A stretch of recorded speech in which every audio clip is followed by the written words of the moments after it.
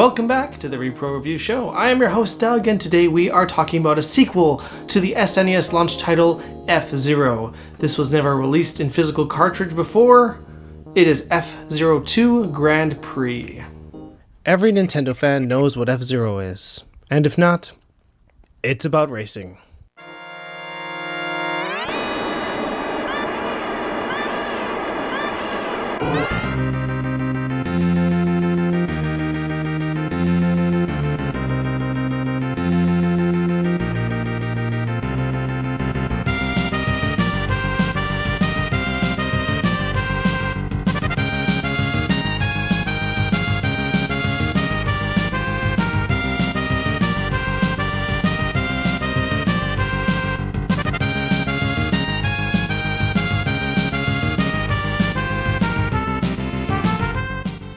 So the full title of this game is actually BS F-Zero 2 Grand Prix.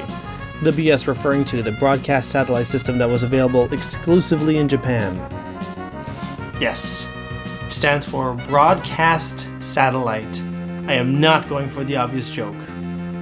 Although I suppose if one was uninitiated and went to a repro site, they might wonder to themselves, what's with all these BS games? Okay, I wound up going for the joke after all, I'm sorry. There are a number of games that were put out through this system that we'll see in future episodes of the show. There were entries in the Mario and Legend of Zelda franchises, just to name a few. But these games were never meant to make it as proper physical releases. This is the only other F-Zero title to appear on the SNES, and functions as a direct sequel to the original game. Though there are no story elements that contribute to the lore of the F-Zero franchise, it's primarily just racing. Truthfully, it mostly just looks like F-Zero. If you're looking for any sort of graphical improvement, you won't really find it here. But that's okay, because I feel like the visual aspect of F-Zero really holds up. The graphics perfectly encapsulate what I love about the 16-bit era of games. It was designed to showcase what the Super Nintendo could do, when some parents may have been skeptical about making the jump from the Nintendo to the Super Nintendo.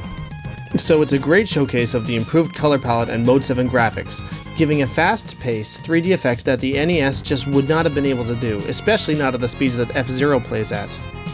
Though there are a few things that are different. In the original F-Zero, you could race 3 different circuits: the Knight League, Queen League, and King League.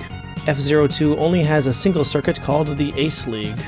Some of the tracks are built off existing tracks in the first game. We have Mute City 4, Big Blue 2, and Silence 2. The latter two are perfect because they only got single tracks in the original game, so it's great to see a bit more of those worlds. And every circuit needs a Mute City, right?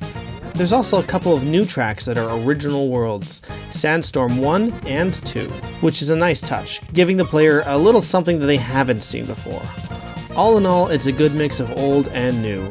The vehicle designs are changed a little bit. In the original game, there's the Blue Falcon, Fire Stingray, Wild Goose, and Golden Fox. There are all new ship designs in F-Zero 2, replacing these ships with 4 new models. Here you can play the Blue Thunder, which has quick acceleration and turns well on tight corners, the Luna Bomber, which is super fast but hard to control, Green Amazon, which has fast acceleration but struggles with turns, and Fire Scorpion, which is the slowest to accelerate but is the easiest to steer.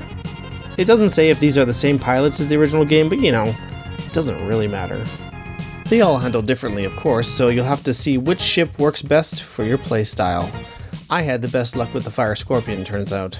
Just like the SNES launch title, the main objective is to get to the end as fast as possible, beating out 3 other main competitors.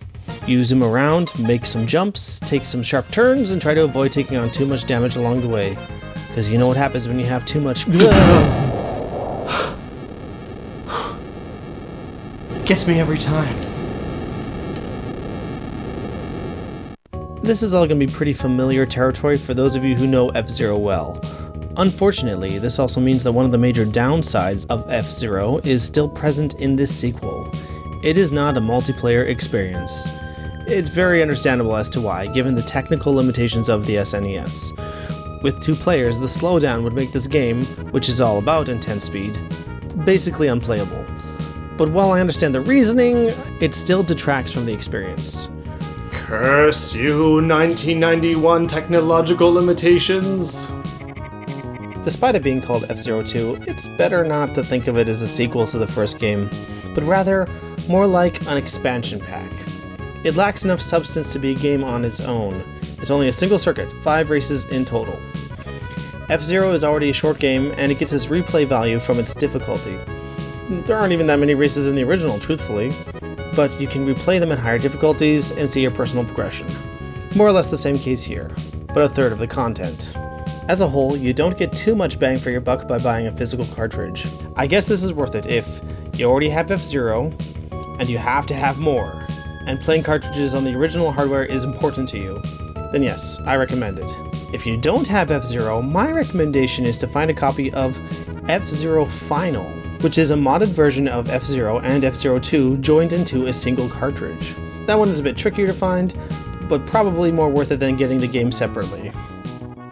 F-Zero 2 Grand Prix delivers on giving you more F-Zero. It's a fun game, and will undoubtedly appeal to enthusiastic fans of the original, but it doesn't add enough to the F-Zero experience for more casual fans to justify purchasing a cartridge. Then again, it wasn't actually designed for this purpose, so the fact that it is available on cartridge at all is still pretty cool. So in the end, I have to give F-Zero 2 Grand Prix 3 out of 5 Blue Thunders. That is a game worth playing. Thank you so much for watching the Repro Review Show. We will see you next time.